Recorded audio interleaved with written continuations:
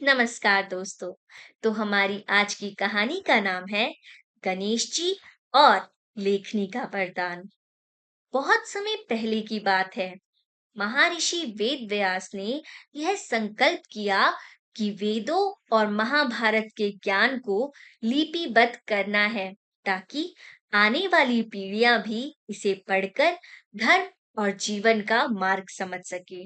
लेकिन समस्या यह थी कि इतना विशाल ज्ञान वे अकेले बोलकर नहीं लिखवा सकते थे।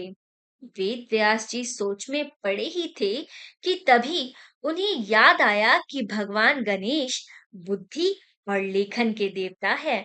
वे तुरंत गणेश जी के पास पहुंचे और बोले, हे गणपति देव, मैं महाभारत जैसे महान ग्रंथ की रचना करना चाहता हूँ। कृपया आप मेरे लेखक बनकर इसे लिखें। गणेश जी मुस्कुराए और बोले, मुनिवर, मैं यह कार्य करने को तैयार हूँ, लेकिन मेरी एक शर्त है।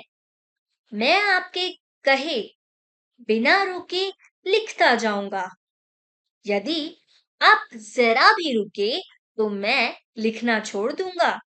वेद व्यास जी समझ गए कि यह आसान कार्य नहीं होगा। उन्होंने भी अपनी ओर से एक शर्त रखी।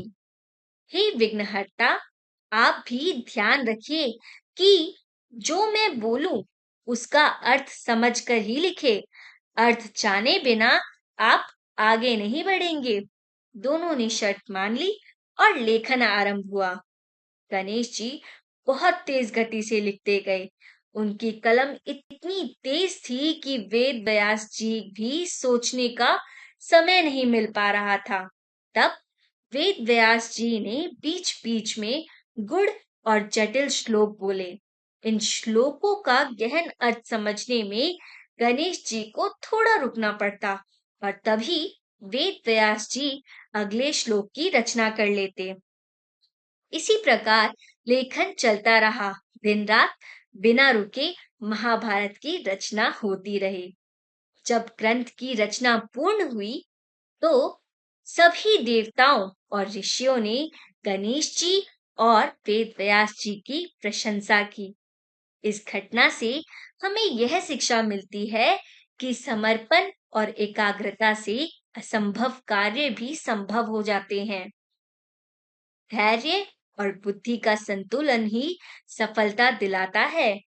और सबसे बड़ी बात, ज्ञान को संजोना और आगे बढ़ाना ही अमरता है।